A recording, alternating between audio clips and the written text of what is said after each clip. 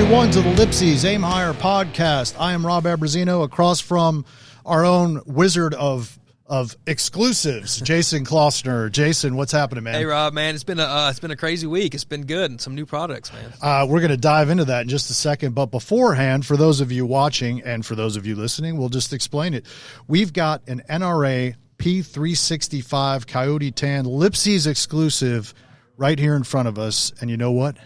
We're giving it away. Giving it away, man. Somebody's going to win that gun. It's time. This gun is sweet. It's one of our most notorious exclusives, especially in recent years. It's been super sought after. Yeah, it was the first special edition non-cataloged 365 out there, and it's got the same color as the M18 and M17 pistols, so it's just got SIG written all over it. Absolutely, and we're going to tell you in just a minute on how to sign up, where to sign up for the giveaway.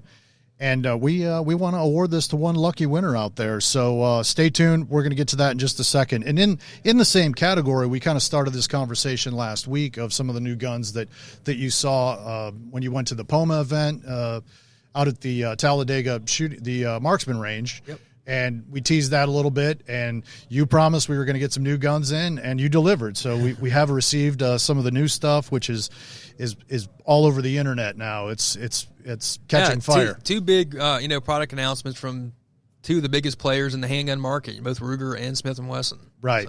So we're going to dive into this a little bit. We're going to talk about the new guns and the 365 and even the Hellcat, everything kind of in this category. Just a little compare and contrast, informational, throw it out there for you. There's a lot of how there's even more great options. Right. So maybe we can break this down. That's a question that we get a lot is, how do these really compare size-wise? Yeah.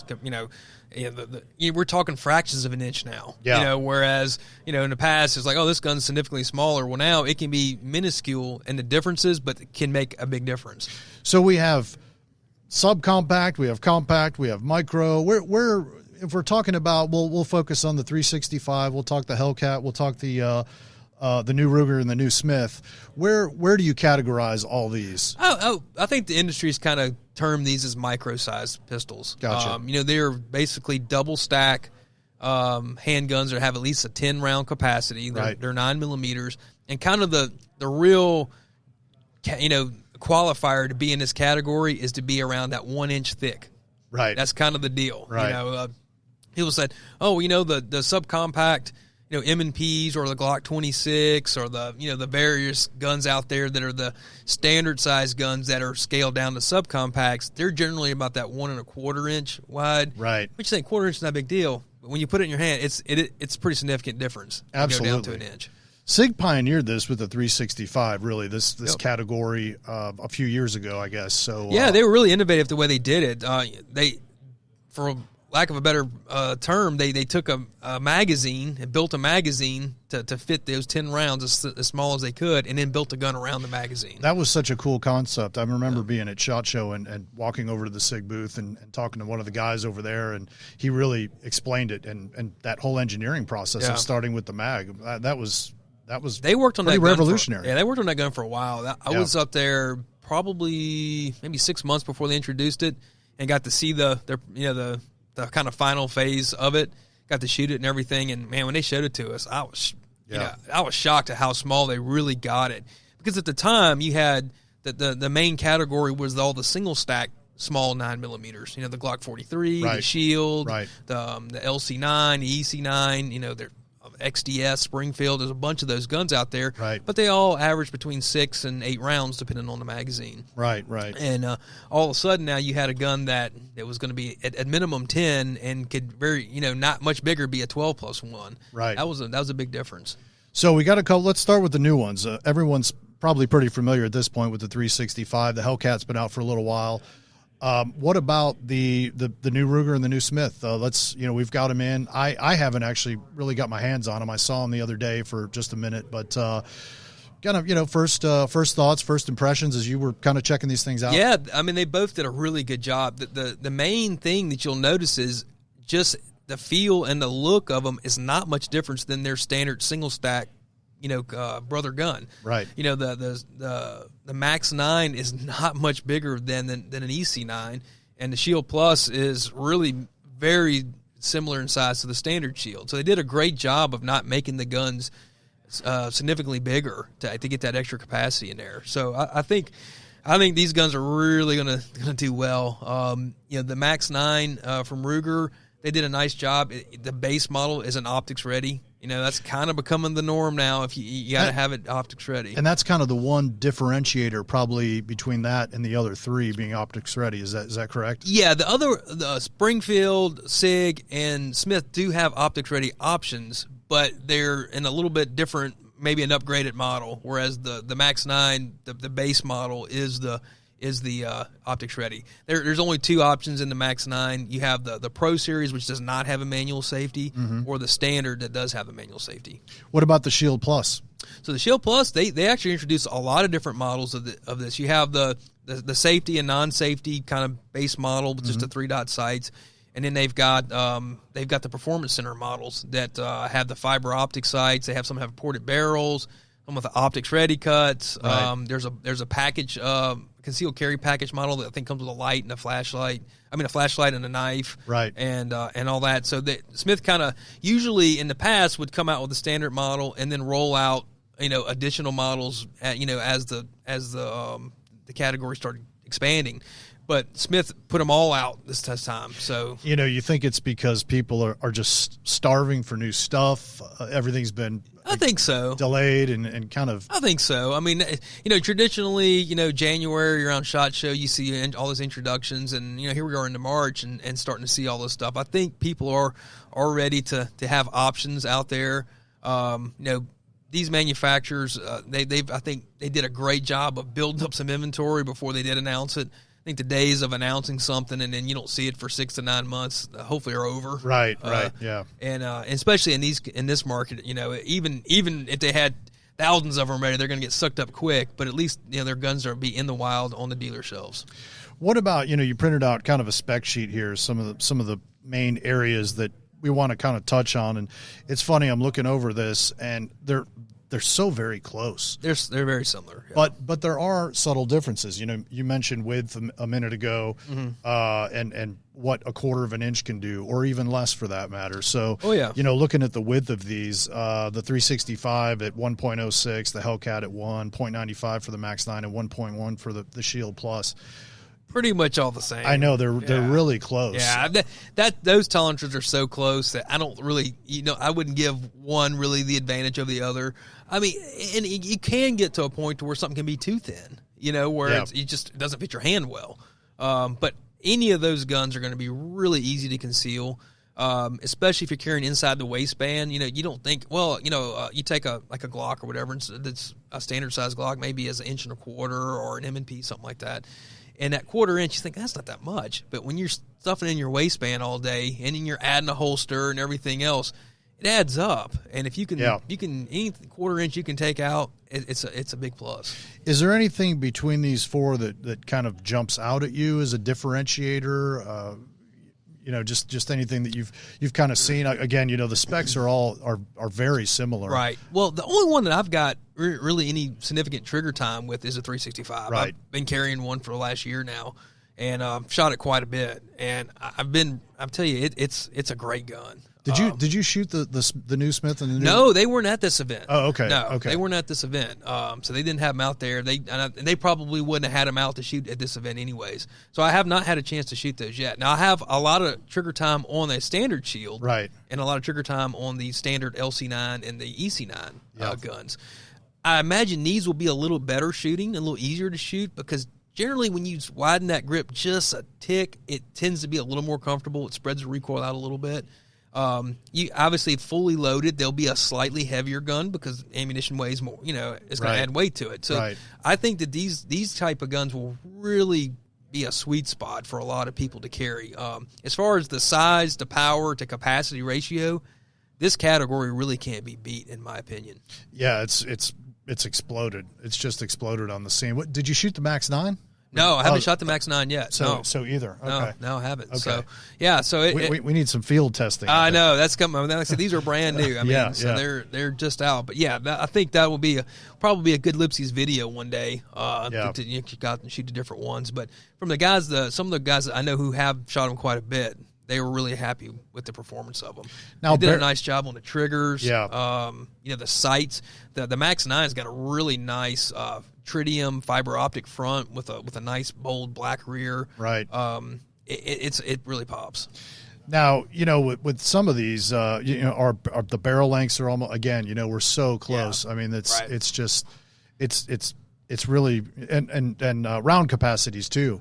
Yeah, they're pretty close. Again, very close. They're pretty close. The Hellcat does have a slight advantage. Right. The flush mag is an 11+1, and the extended is 13. You get one more in there. You get one more. Mm-hmm. Everybody else's their flush is 10 with a 12-round extended, except for Smith. Smith's extended is a 13. So, there's options. Again, I think the more ammo, the better, obviously.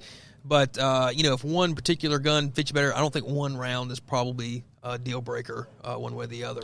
So when you're talking to somebody in there, and I know people hit you up all the time as far as, the 365, these, again, kind of this micro category, Jason, which one do you like? What should I buy? How do I find the right fit?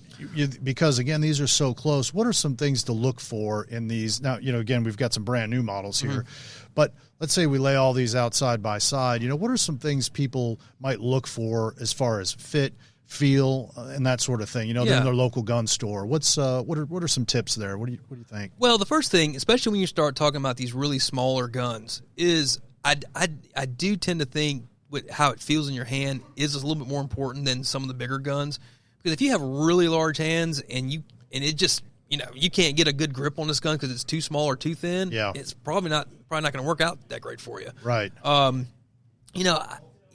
triggers are all going to be pretty similar. Yeah. They're all striker fired guns. They're all going to be in that, depending on the gun, probably between 4.5 and 6.5 pound trigger pull, which is probably where you want to be. Right.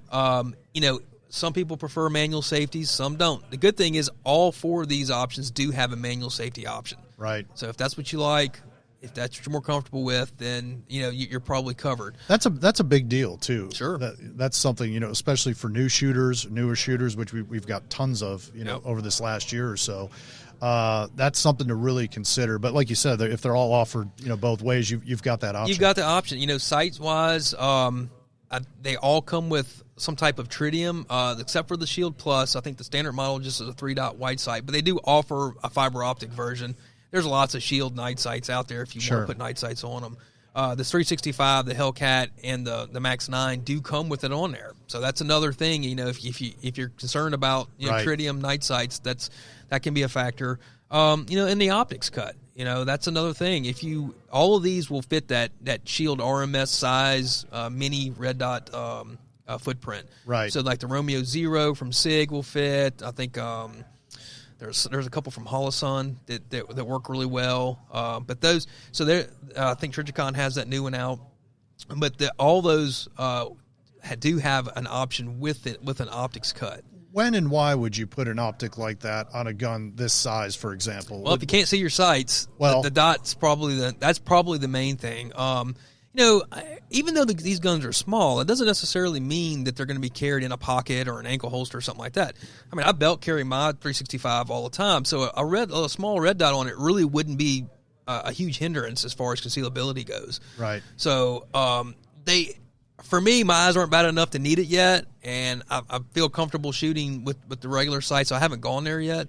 But I know plenty of guys that just, especially with those short sight radiuses, they just can't focus on the sights. Right. And that dot makes a huge difference for them. And it does help accuracy at extended ranges. I was going to say, this is with some kind of red dot or something on there, it's got to improve your accuracy. It does. No doubt about it. It does. I mean, these aren't, clearly they're not, long range guns. But surprisingly though, these guns are very shootable. And, what surprised me about and again, I'll refer back to 365 because that's what I have actual hands-on experience with, is how easy that gun was to shoot and how accurate it was. And while my full-size guns, I could shoot faster with accuracy, I could shoot probably about 80% of the speed with the 365 with the same amount of accuracy. Right. So I couldn't shoot it as fast with that level of accuracy, but I was pretty dang close. Much more shootable than a 5-shot revolver or some of the other type of pocket guns, or some of the small little 380s and stuff like that. Yeah. you know, this category of gun for me really has kind of taken the place of 3 different guns that I really was using, and that's that subcompact that we talked about, like the Glock 26 size gun, the 320 subcompact, you know, the M&P 2.0 subcompact, those kind of guns. They're a little beefier. Yeah, they're chunkier. Right. You know, they're kind of blocky. Yep. These micro guns have this basically the same capacity, but are much smaller. So they kind of really have taken that over. The single stack 9mm, like your regular Shield, the Glock 43, you know, those kind of guns, really it's kind of no reason not to have the higher capacity model, right? Honestly, I mean, unless you just really like the other one.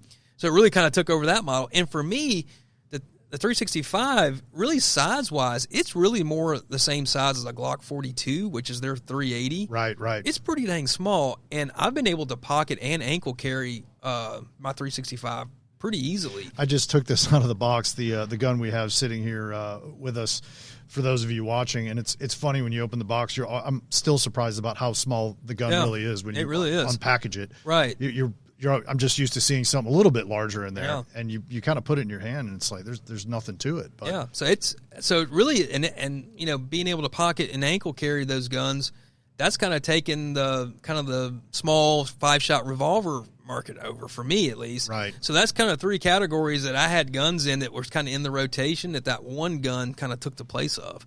So if you're looking at a compact or maybe a subcompact, like single stack, this would definitely be, any of these would be worth reconsidering, or like you said, a 5-shot revolver, you know, something along that line. So again, just for you guys out there, you know, maybe looking to purchase something like this, some things to consider. Yeah, I would definitely take a look at it. You know, I still like the 5-shot revolver, the J frames and stuff like that.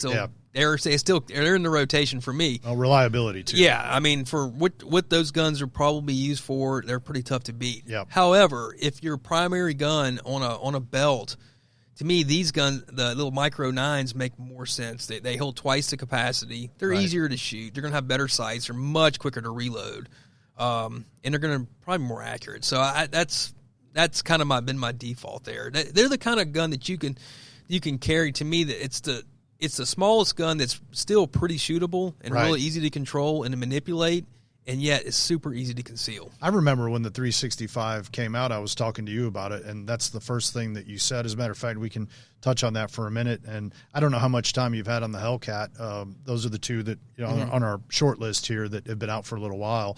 But that was the first thing you said, was that the shootability, how surprised you were, just how smooth. I mean, how well it handled. Wow. I mean, the felt recoil, very manageable, especially for its size. So yeah, I just remember you commenting about that. You're like, you know, this is a must buy. Yeah, it really is. It's kind of you know, I never want to be that, if you can only have one, you know, but if you really can only have one gun for personal protection, for concealed carry, that micro double stack 9 says any one of these 4 guns would be a real good choice. Well, the Shield's been a beast for a long time. Oh yeah, Shield. The Shield's been a fantastic gun. It's so many variations and sizes and so forth. I remember a few years back, we had a few of the staff members here, the ladies and stuff, who were wanting to look at getting a gun, and I took a bunch of them out one day, and we brought all kind of different guns out there, and almost to the T, they all picked the Shield. Yeah. They loved it. It was a great grip. The grip was good. Yep. It was a good size. Now the Shield EZ has kind of been her thing, but it's a little bit bigger gun, right? You know, and it's not really necessarily designed for being the smallest, but it is designed to be the easiest to manipulate and probably to shoot, right? But I think this Shield Plus is a good kind of in between. You know, now you got potentially up to a 14-round gun that's really about the same size as a regular Shield. That's pretty formidable. Springfield's been doing it a while. They've got a great lineup. Oh yeah, the Hellcat, and they actually just came out with the new one that comes with the ported muzzle brake on the end, and it's pretty cool. You know, kind of like a rolling special. Yeah, it's got the red dot on it and everything. Yeah. Springfield does a good job of tricking things out and finding those little market niches and going after them. But the Hellcat's been a home run too. I mean, Have you got a lot of trigger time on the Hellcat? I haven't had as much. Yeah. You know, this last year, obviously, with everything being kind of shut down, Yeah. we haven't had those range opportunities or been out to shoot with other guys who had their stuff. So pretty much has been stuck shooting with what I had, in which, you know, was 365. But yeah, we're lucky sometimes our reps come down and bring some fun stuff for us to shoot and hit the range. And you're right, that hadn't happened much this last year. So. No, and so just haven't had a opportunity to do it. But the guys I know who have them love them. Yeah, they love them. They're just real easy to shoot. I mean, I've manipulated the guns quite a bit and haven't never really fired much. But I tell you, just from the feel and everything, I think they got the ergonomics down. Well, and being a marketing guy, when they first came out, the packaging and presentation, even it's the little things like that. It's they did a really, really nice job with that. So. Yeah, the good thing is any one of these options, I think, is going to be really solid. I mean, they're all 4 very reputable brands. They all really thought this thing out. You know, these guns, they put a lot of effort in these guns. These were not just, oh, this is a hot trend, let's go slap a gun together. Yeah. All these guns took a little while. I mean, to get that magazine to work, you're talking about a 1-inch wide grip, right, and you've got a double stack mag. Yep. It's not as easy as a normal pistol is to work. I mean, it's those magazines that the body, the mag is pretty wide, and then it tapers down real quick into a single stack type feed mechanism. So it's not an easy feat to get that gun to work. But all these guys have, I think, done a really good job. And Ruger's made a nice push lately too with with their 5.7. Not in this category, of course, but they're doing some pretty cool, unique stuff. And of course, this new pistol that's out too. So they just keep pressing forward. And I think we kind of talked about it. Maybe it was last week, but again, a lot of these manufacturers have a lot of cool stuff coming. Yeah, they've been sitting on it, and I'm just glad now we're starting to finally see some of these things come out. We haven't really talked about it, but SIG announced the 365X this week, and the 365X is kind of a hybrid gun. It's a 365 length slide with a 365 XL frame. So you got the slightly longer frame. So it's got the 12-round flush mag, or you can do a 15-round extended, but it's still got the short, 3.1 inch or whatever. I was going to say, the barrel length it's listed at 3.1, so it's the same barrel length. Yeah, but they did add an optics cut to it as well. So that gun will be the optics cut. I was talking to some of the guys at SIG, and that was a lot of the instructors at the SIG Academy were taking XL frames and putting standard 365 tops on them. Right. And that was kind of the trick setup. And so they made it a factory model. And I tell you what, that one's going to be a good one too. It'll be a little bit taller, but if you're the kind of guy that you're going to put the 12-round mag in it regardless, probably that's a pretty good choice. Yeah. That's a very shootable thing. And I don't know if a lot of people know or not, but if you take a 365 XL and a standard 365, you can interchange them. So the XL is bigger. It's a bigger frame and a longer barrel. It's a little bit longer. Yeah, I think it's about a half an inch longer barrel. Right. And the grip is a little bit longer. So it's they grew it out a little bit both ways. Mm-hmm. So instead of having an extended 12, it has a flush 12-round mag. Right. And but the cool thing is that the rails on it and the dust covers are interchangeable. So you can take an XL slide and put it on a regular frame, or a regular slide on an XL frame. So if you got both of those guns, you can make 4 different combinations. It's kind of cool, which I've done. So many options. Yeah. So many options with one gun. Yeah. Let alone, really is. Let alone all these different makes. Modularity, I think, is going to be the future. Yeah, sure. Absolutely.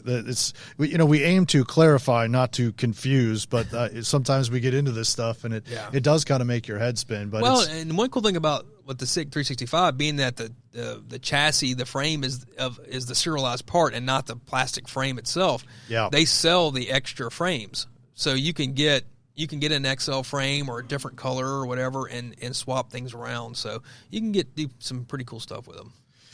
Well, that's some good info. Anything you want to add to these guns? Anything new? I guess we'll need to get out and shoot them a little bit so we can really maybe dive a little bit deeper and kind of break down each one. But as again, that category as a whole, I think is going to be the future.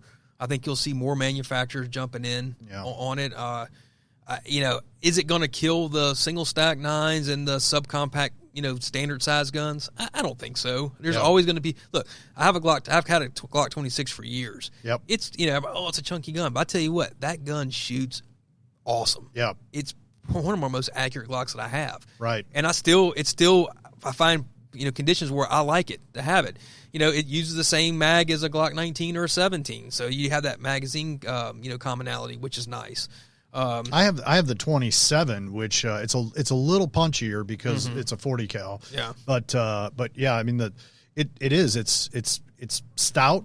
It feels good in your hand, and it's really a pretty good shooter for its size and for that caliber. So I don't think those guns are necessarily going to go away. Yeah. I think they, obviously the luster's been knocked off them a little bit by these. But I think, but I do think this micro 9mm category is probably going to be the future. As more and more people get out there and shoot them and there's more options, I think people will realize, man, this guy. And they can be a little snappy on the recoil. Sure. But there's always going to be a trade-off. I mean, you can start getting into these, 15, 16, 17-ounce guns. You just can't get around that. Well, not that you can't take these to range. They're a lot of fun to take to the range, no doubt. But the purpose is concealed carry. That's really the primary, the bread and butter, I guess, for this size pistol. It is, sure. So you can't expect it to shoot like a full size pistol as far as recoil and things like that. Everything's a trade off. Yeah, everything's a trade off. But I would rather have a gun that I know I'm going to actually carry all the time, or can carry. I mean, I can carry my 365 outside the waistband. Yeah. In a Simply Rugged holster that I can wear under a T-shirt when it's 100 degrees outside. Right. And I'm good. Which is where we're at. It's hot. And it's hot. A lot of T-shirts and shorts and things like that. Where we're not wearing parkas around here to cover things up. If I'm for some reason I just cannot wear it on my on my belt or inside the waistband. That gun, it's actually small enough. I can put it in a pocket holster if my pockets are big enough, or I can put it in an ankle holster. Right. So you're not limited to a little small micro 380 or a small revolver in these non-permissive environments type things, where you can take now a gun that's actually probably 80 to 90% as shootable as your full size gun. Yep. Have almost the same capacity as your full size gun, but yet you can carry. I mean, in really small places. Yeah, that's great. Good info. I want to get to this giveaway here real quick. We promised we'd tell you how to jump into it. This was a cool project. I don't know if you mentioned earlier in the show, but this was the first really variation of the 365 that we got to do as a LIPSEY'S exclusive. Yep. This Coyote tan color. It's fantastic. It's been great for us. And like I said, we're giving one away. You ready for that? Let's do it, man. Let's do it. All right. So what we're going to do is we're going to have a page on LIPSEY'Sguns.com. We're also going to promote this on all the socials, so you'll see it out there, and we'll have a link. Actually, if you look at this YouTube video, we'll have a link below that'll take you right to the page. So all you have to do is sign up. But here's the cool thing. If you like us on Facebook, you get a bonus entry. You like us on Instagram, you get a bonus entry. If you share it with a buddy or a pal, you get 2 bonus entries. So there's lots of ways to get in multiple times, and we're gonna carry this thing out for about 2 weeks, and we hope to get a lot of good activity. We're really excited to give it away. This is this is one of our favorites, and I think it's going to make somebody really happy, especially in these times. Yeah, I mean, getting a gun these days is definitely a bonus. But yeah, it's a great gun. It's been a real successful one. It comes with 3 magazines, so you get the 210s and an extended 12 instead of the 2. Yeah, so. You got the challenge coin, you got the sticker. It's a great setup. Everything but the ammo. We still don't have any ammo. So I think that'll wrap it, I guess, for today, Jason. So again, hit us up on the socials. You can find us at LIPSEY'S Guns, LIPSEY'Sguns.com. You can always find us on YouTube and everywhere your favorite podcasts are. So until next time, aim higher.